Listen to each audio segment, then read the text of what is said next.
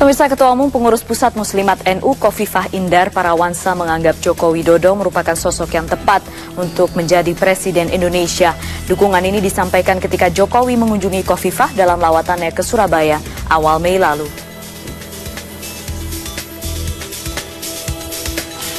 Dukungan Ketua Umum PP Muslimat Nahdlatul Ulama pada bakal calon Presiden Joko Widodo bermula ketika Jokowi mengunjungi kediaman Khofifah awal Mei lalu.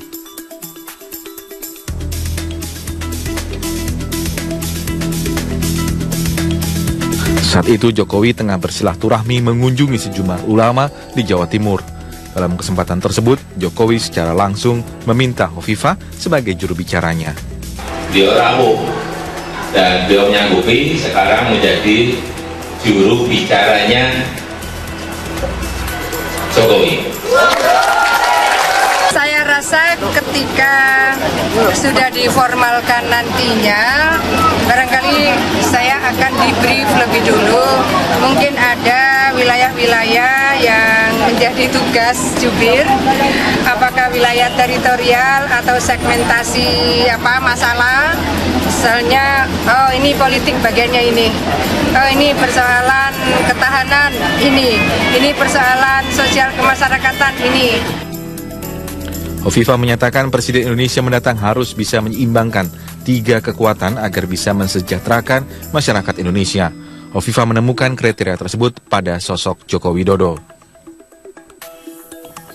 Dari Surabaya, Itong Suyanto, Metro TV. Dan pemirsa, sudah bersama kami dari Surabaya, Jawa Timur saat ini Khofifah Indar Parawansa. Saya akan langsung menyapa Bu Khofifah. Selamat malam, Assalamualaikum. Ya, Assalamualaikum warahmatullahi wabarakatuh. Selamat malam. Bu Khofifah, sebelum kita ngobrol terkait dukungan Anda kepada pasangan Jokowi JK, kami minta dulu konfirmasi, klarifikasi mungkin. Ada informasi yang beredar di luaran menyebutkan bahwa Anda kini sudah dalam tanda kutip tidak dianggap lagi oleh Pak Jokowi karena tidak tertulis namanya menjadi juru bicara. Apa yang Anda bisa sampaikan? Klarifikasi apa? Ya, baik, pertama saya diminta pendapat bagaimana posisi di dalam tim pemenangan, termasuk di dalamnya adalah pada posisi keketuaan, lalu kemudian kejurubicaraan dan seterusnya. Saya menyampaikan bahwa sebaiknya nama saya tidak dicantumkan pada posisi tim dalam bentuk apapun yang didaftarkan ke KPU, karena itu akan menjadi itu permintaan saya. Karena saya hadir dalam rapat pleno tersebut dan saya yang secara khusus memohon bahwa nama saya tidak perlu dicantumkan di dalam tim apapun yang didaftarkan di KPU supaya saya lebih fleksibel untuk melakukan berbagai macam ikhtiar. Karena kalau misalnya saya terfokus pada juru bicara, barangkali saya akan lebih banyak mengikuti perjalanan capres atau cawapres. Saya mungkin harus banyak menerima konfirmasi dari media dalam dan luar negeri, jaringan-jaringan komunitas yang mungkin tidak menjadi potensi yang efektif karena waktunya sangat pendek. Oleh karena itu, saya menyampaikan, saya ditugasi misalnya suatu saat mereka sebut sebagai juru bicara, mereka sebut sebagai mediator, mereka sebut sebagai komunikator. Insya Allah saya siap, tetapi dengan fleksibilitas yang memungkinkan bisa memaksimalkan waktu yang sangat pendek ini. Tapi sudahkah kemudian ada pembagian tugas, misalnya sudah diajak bicara dengan Pak Jokowi, Bu Khofifah namanya tidak ada di sini, tapi kami minta bantu di sini, di sini, di sini. Sudahkah ada pembicaraan itu? Ya, jadi tetap sebetulnya secara mereka menyebut ini tim khusus lah gitu. Jadi ada tim formal jumlahnya sedikit. Nah, tim informal yang jumlahnya sesungguhnya unlimited gitu. Relawan-relawan kan sebetulnya mereka juga membuat struktur, mereka juga punya mediator, mereka punya komunikator, mereka punya bahkan tim sosial media, mereka punya ketua dan seterusnya. Tapi kan juga tidak harus didaftarkan di KPUD misalnya yang di daerah. Yang di pusat juga tim relawan banyak juga tidak harus didaftarkan di KPU. Jadi formalitas yang didaftarkan di KPU itu kan dengan pertanggungjawaban nanti misalnya kalau ada rapat-rapat, nah tim yang ada di daftar KPU itulah yang akan diajak rapat. Tim yang didaftarkan di KPUD itulah yang akan diajak rapat. Kalau seperti itu, waktu saya menjadi habis untuk mengikuti rapat-rapat koordinasi. Jadi hal-hal yang agak teknis ini memang waktu itu saya sampaikan. Biarlah saya lebih fleksibel untuk bisa bergerak dan menyapa komunitas seluas-luasnya yang mampu kita sinergikan. Di waktu yang singkat ini tadi Anda mengatakan 45 hari lagi, apa yang akan dilakukan, yang secara real akan dilakukan? Ya, saya selalu menyampaikan bahwa 45 hari itu sampai hari H dan kita punya hari tenang, diambil 4 hari. Lalu pada rapat tim pemenangan saya juga sampaikan di komunitas Jawa, apakah Jawa Timur, Jawa Tengah, Jogja, Jawa Barat, menjelang puasa itu ada 2-3 hari mereka melakukan persiapan Ramadanan. Jadi kalau itu kita ambil, kita hitung, maka sesungguhnya waktu efektif tinggal 38 hari. 38 hari ini kemudian masuk hari kampanye 22 hari. Jadi kita tidak punya banyak waktu sehingga saya ketika di banyak event saya sampaikan bahwa pokoknya kita bergerak, diupayakan sinergi, bergerak lagi sinergi. Saya rasa kita tidak bisa menunggu siapa-siapa. Apa yang bisa kita lakukan, kita lakukan. Meskipun itu mungkin jaringan sekecil apapun, kita coba bangun kembali, kita coba rakit kembali, dan kemudian sambil berjalan kita mencoba mensinergikan. Saya rasa di lini yang paling bawah, insya Allah sinergi itu akan terbangun secara alami.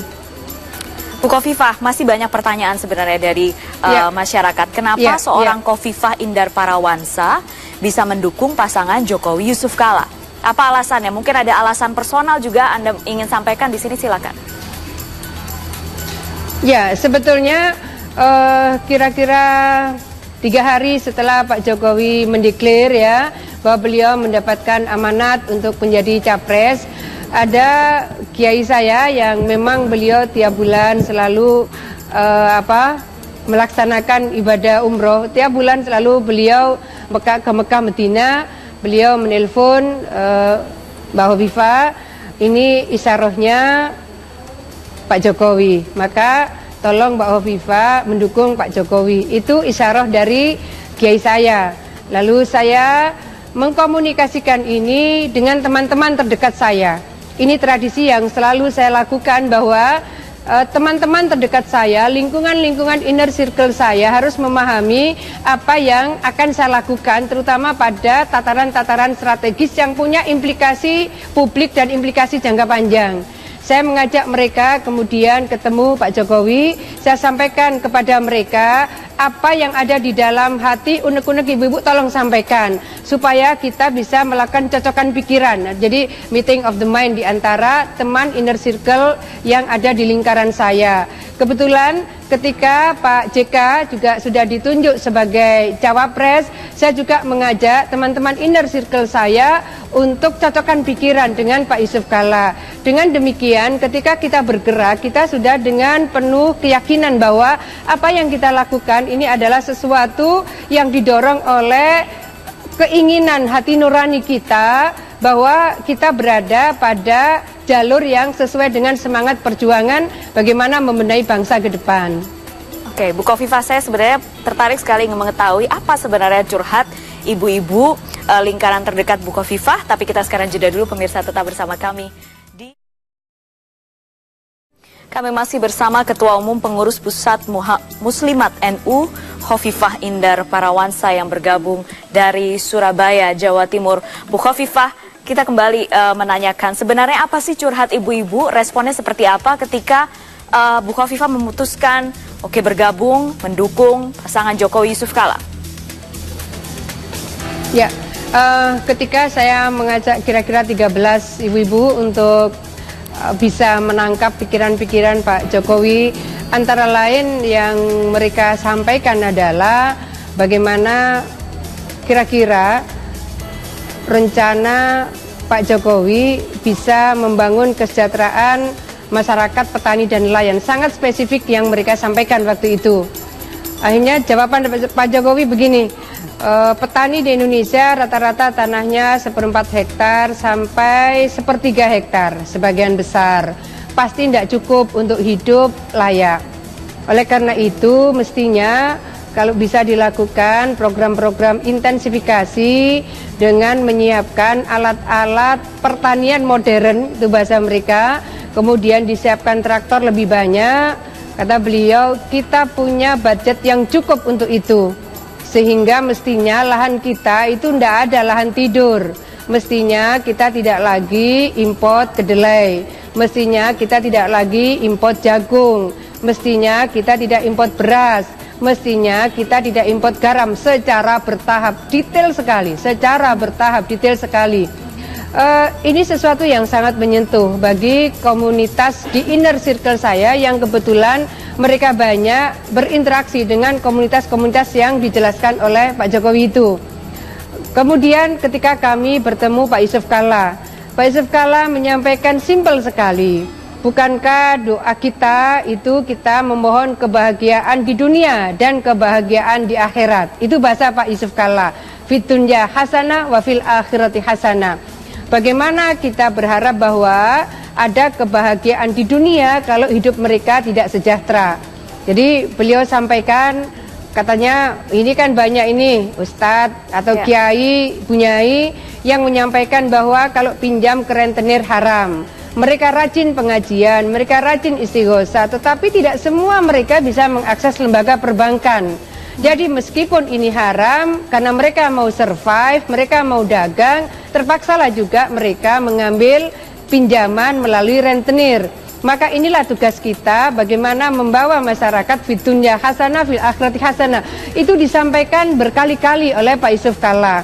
Artinya penjelasan-penjelasan yang sepertinya sangat sederhana, tapi itu sesungguhnya bottom up democratization ya. Jadi kebutuhan masyarakat bawah kalau diserap secara langsung, saya rasa akan muncul seperti pikiran-pikirannya Pak Yusuf Kalla dan pikiran-pikirannya Pak Jokowi.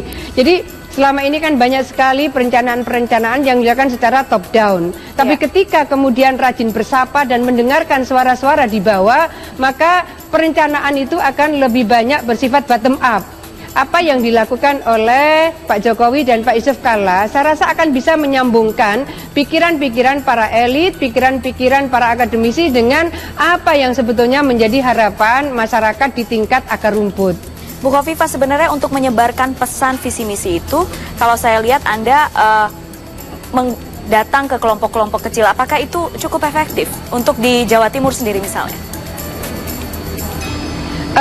Ya, kebetulan komunitas saya tidak bisa mengklaim bahwa seluruh jaringan muslimat akan menjadi satu kesatuan perjuangan ini, tapi paling tidak bahwa jaringan-jaringan majelis taklim misalnya, itu kan komunitas yang memang kita bersapa anytime anywhere. Jadi komunitas ini memang secara kontinu melakukan taklim-taklim, kajian-kajian, tidak hanya pada event-event hari besar Islam. Mereka memang melakukan kajian, ada yang mingguan, ada yang kemisan, ada yang pagi, ada yang siang, ada yang sore. Jadi sebetulnya forum-forum itu setiap saat, di mana saja kita bisa bersama-sama mereka. Nah, forum kajian-kajian itu, kajian-kajian keagamaan itu, sesungguhnya ketika kita melakukan kajian keagamaan, di dalamnya kan ada soal kemasyarakatan, di dalamnya ada persoalan kebangsaan, di dalamnya ada persoalan ekonomi, di dalamnya ada persoalan keumatan, selain persoalan peribadatan. Jadi hal-hal seperti ini biasanya secara integrated memang dikaji di dalam taklim-taklim yang ada. Jadi selain waktu, kalau menyapa satu persatu pasti kita tidak nutut, tapi bahwa komunikasi dari para guru ke guru di atasnya ke guru di atasnya itu biasanya diseminasinya relatif cepat. Bahkan saya seringkali menyebut ini sebetulnya remote control. Jadi kalau di remote message-nya seperti ini, hari ini kita menghadapi persoalan pedofilia, hari ini kita menghadapi incest, hari ini kita menghadapi bagaimana waktu itu ada kondomisasi. Pesan-pesan seperti itu kalau misalnya di blast lewat SMS itu resonansinya cepat sekali karena jaringan ini sudah terbangun secara sistemik dan secara struktural. Bu Khofifah, selain waktu yang singkat, apa kesulitan yang Anda temui di lapangan sebenarnya? Ya, saya rasa sinergi ya, ketika relawan-relawan ini luar biasa banyaknya, memang harus ada instrumen yang merakit mereka, instrumen yang mensinergikan mereka, sehingga bahasa saya begini, kalau ini kemudian disiram dan kemudian tumbuh subur, pada saat memanen gitu, pada saat memanen ini harus ada pihak yang mengintegrasikan seluruh relawan-relawan itu, kemudian ada yang merakit pada saat yang sama hari H, harus ada yang siap mengawal dan mengamankan suara. Jadi saya khawatir hasil panenan ini tiba-tiba berubah kalau tidak ada yang mengawal dan mengamankan suara itu. Baik, Bu Khofifah, kalau misalnya sekarang harus berhadapan misalnya dengan dukungan yang besar, dengan dana yang besar yang dimiliki mungkin oleh pihak lawan gitu misalnya, apa yang kemudian menurut Anda bisa efektif dilakukan saat ini? Ya, saya rasa dana tetap penting, tapi bahwa dana bukan segala-galanya. Ada semangat itu yang melebihi dari kekuatan dana itu sendiri. Jadi misalnya dana dibutuhkan, katakanlah untuk sekarang kita mau cetak atribut, butuh dana. Lalu kemudian untuk saksi di TPS nanti juga butuh dana. Karena untuk misalnya training saksi dan seterusnya. Tetapi bahwa dana bukanlah segala-galanya, meskipun dana itu penting. Semangat itu akan menjadi kekuatan yang memiliki multiplier effect di dalam proses pemenangan perjuangan ini. Bu Khofifah, sebenarnya ini juga menjadi pertanyaan ya. Adakah posisi kemudian atau janji yang sempat dibicarakan kepada pasangan Cawapres Jokowi Yusuf Kala? Saya bertemu Pak Jokowi relatif sering, saya bertemu Pak JK juga demikian. Kebetulan saya belum sempat menyampaikan itu dan beliau berdua juga lebih fokus bagaimana perjuangan ini kita sukseskan, menang dan kemudian membawa perbaikan kehidupan bangsa. Tema-temanya seperti itu. Tapi apakah ada memang yang ada rencana sampaikan untuk, ya? Ada rencana untuk membahas itu misalnya? Kita pokoknya sekarang fokus bagaimana ini sukses dulu. Baik, terima kasih Bu Khofifah Indar Parawansa bergabung bersama kami dari Surabaya. Terima kasih banyak. Dan pemirsa,